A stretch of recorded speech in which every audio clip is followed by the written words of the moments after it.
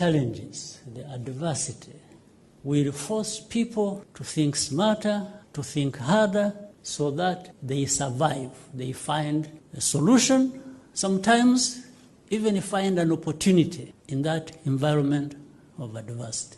We have had enough challenges, twebwe nk'abanyarwanda, umuryango nyarwanda, extreme challenges we have had. To not learn lessons from that, to not be inspired by that, to not be pushed by that to the extreme, to doing as much as you can. Sometimes even attempting what seemingly what is impossible. I have learned lessons of our struggles, of the hardships of our country. Can do us harm.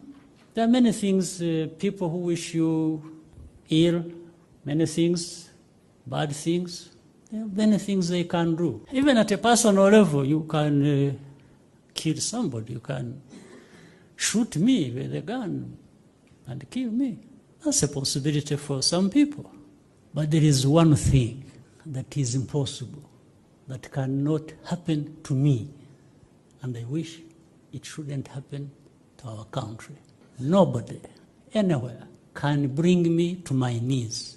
Men and women of my country, you should never accept that. We are better than this.